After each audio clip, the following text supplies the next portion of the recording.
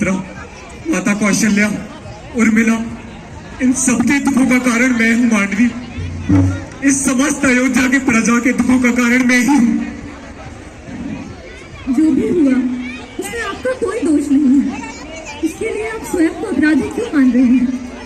और जो हुआ उसके प्रतिफल में जो निर्णय आप लेने जा रहे हैं ये तो आपके नियंत्रण में है ना, तो आप एक और अनर्थ क्यों करना चाहते हैं? ये अनर्थ नहीं है मांडवी, पश्चाताप है मेरा। अपनी प्रजा, अपने राज्य के प्रति अपने दायित्वों का परित्याग करना अनुचित नहीं, अन्यायपूर्ण नहीं। आपके भैया राम, जिन्हें आप गुरु मानते हैं, पिता तुल्य मानते हैं, उन्हीं के आदेशों का उल्लंघन कर रहे हैं आप।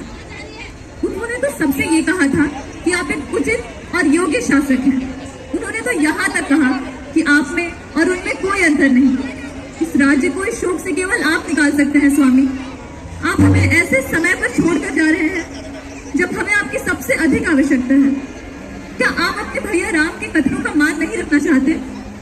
मैं एक दुष्ट प्रवृत्ति का व्यक्ति बन चुका हूँ मांडवी। अब ऐसे में मैं अपने दायित्वों का निर्वाह कैसे कर लूं?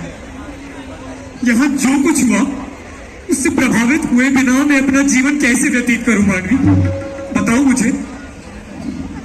और वैसे भी ऐसी मनोदशा एक राजा के लिए उचित नहीं। ऐसे दुष्ट व्यक्ति का सिंहासन के निकट जाना भी पाप है मांडवी।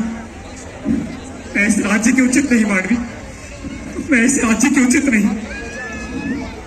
मैंने तो समझा था आप विचारवान हैं, सदैव स्वयं से पहले दूसरों के बारे में सोचते हैं, किंतु आज ये निर्णय जो आप लेने जा रहे हैं वो केवल मुझे ही नहीं, आपके पूरे वंश को प्रभावित करेगा। और ये सब जानते हुए भी क्यों?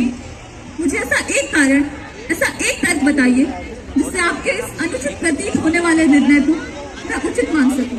सब क्षमा कर सकते हैं उन्हें, किंतु मैं नहीं।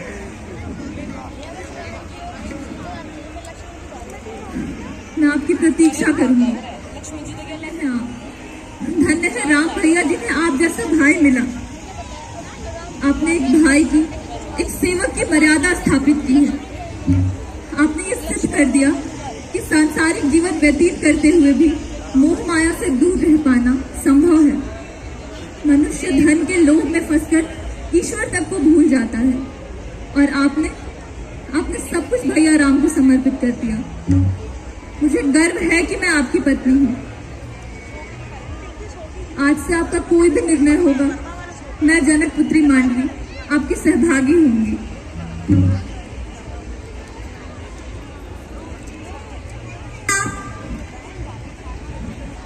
क्षमा, क्षमा और बिना क्षमा। ये आप क्या कर रहे हैं? जितना बड़ा अपराधी मैं भैया राम और माता सीता का हूँ, उतना ही बड़ा अपराधी मैं आपका भी हूँ।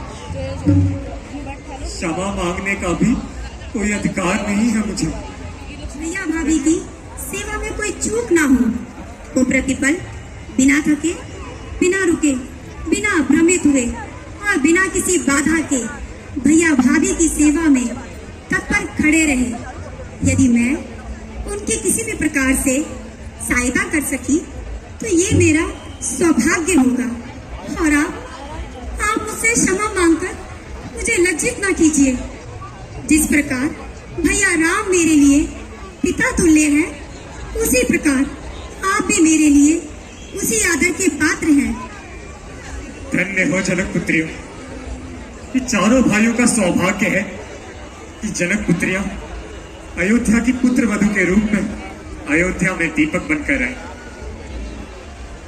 ठीक है, अब मुझे चलना होगा।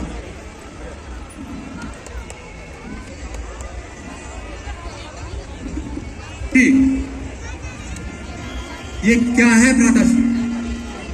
आपने ये तपसी वेश क्यों धारण किया हुआ है? गुरु वशिष्ठ ने आपको राजभवन में बुलाया है। शत्रुघ्न, मैं अब राजभवन में नहीं रह सकता भाई। मैंने एक तपसी के रूप में और एक कुटिया में अपना जीवन व्यतीत करने का निर्णय लिया है। क्या इस समय आपका यह निर्णय उचित है भ्राताश्री? आपने ये सोच भी कैसे लिया कि आपके इस निर्णय को मैं या ये प्रजा या तीनों माताएं स्वीकार लेगी? मुझे अपने जीवन से संबंधित निर्णय लेने का अधिकार है शत्रुघ्न। अवश्य है, अवश्य है, किंतु ऐसे समय पर नहीं। तेरा राम जी करे